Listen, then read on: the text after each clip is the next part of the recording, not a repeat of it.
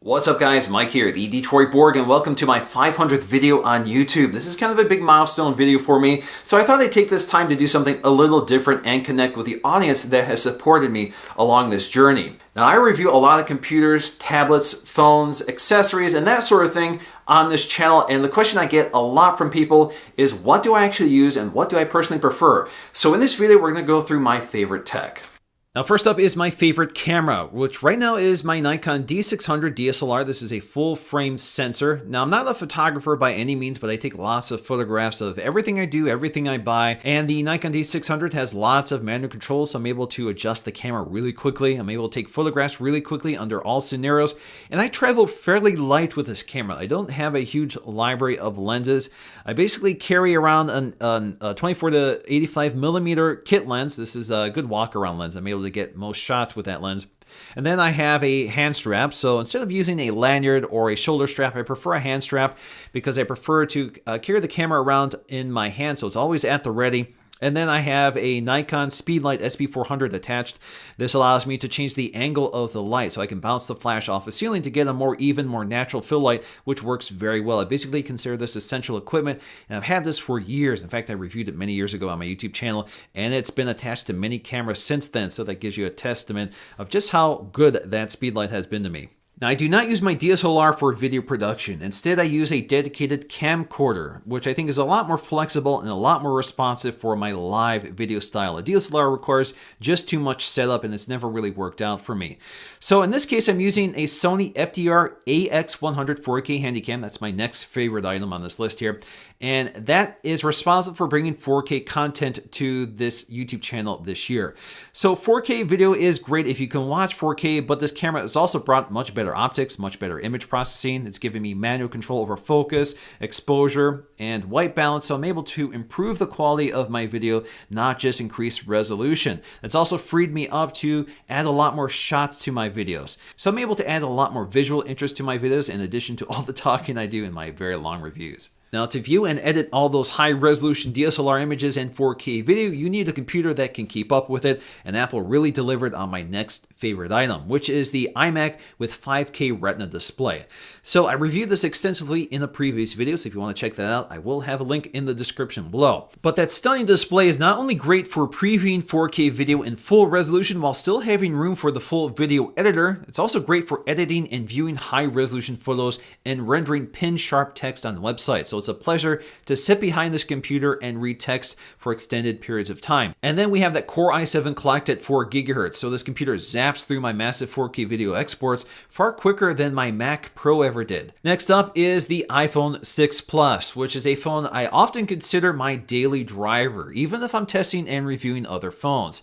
The 6 Plus finally brings a large, high-quality screen to the iPhone lineup, and the iPhone 6 just gets all the core features right, with an excellent battery life, a bright, high-resolution display that looks great in all conditions, a completely foolproof camera with optical image stabilization that delivers excellent images and video in any conditions with absolutely no fuss, and it does all of it in a thin, lightweight, precision-made device that never fails to impress me every time I use it. So although I use a lot of phones, the iPhone 6 Plus remains my favorite overall. Now, of course, I'm also a big fan of Android and Google, so my go-to Android phone is the Nexus 6. With that large QHD display, loud front-facing stereo speakers, powerful internal specs, and a capable camera with optical image stabilization and 4K video recording, which the iPhone does not do.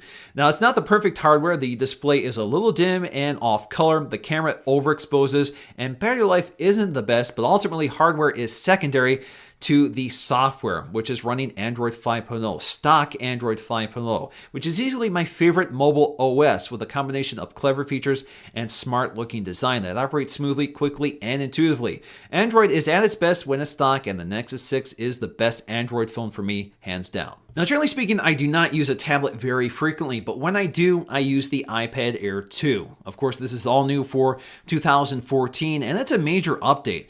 It's now much thinner and lighter than before, still retaining a nice rigid metal construction. We have a display that's laminated to the glass, so the display looks better, and we have an anti-reflective coating, which means this tablet can be used in more lighting conditions. The speaker is louder, the processor is much more powerful, and we have 2 gigs of RAM instead of 1 gig of RAM, which does help. And the iPad still has the largest largest selection of tablet-optimized apps on the market today, so for me, the iPad Air 2 remains the perfect tablet to get. Now, my go-to Android tablet is the Nexus 9 despite its hardware problems, as you saw in my review, or the Samsung Tab S, the larger one, the 10.5-inch, which has a stunning Super AMOLED display. It's definitely great for watching movies. Now, when it comes to laptops, I have a lot to pick from. I have 2 MacBook Airs and 2 MacBook Pros with Retina display, and then I have the Chromebook Pixel, which I actually really like. But the computer I use the most, the one I seem to grab, is the 13-inch MacBook Pro with Retina display. It's the right size, it's not too big, not too heavy, it's nice and compact with excellent battery life and that beautiful display, and it's perfect for what I need. I mostly use it for word processing, replying to emails, doing research on the web. I don't use it for video editing or anything like that. It's just used as a casual computer. And generally speaking, it's the MacBook I recommend the most to people. Now, in terms of set-top boxes, I prefer the Apple TV, mostly because I've purchased a lot of content on iTunes, and I can't take that over to one of the other players. But basically, every other player out there, especially the Nexus player, has a better interface with voice search. And unfortunately, the Apple TV interface is extremely dated, so hopefully we'll see a major update to this product in the future. But one of the other major reasons I use the Apple TV is because it works with infrared remote controllers.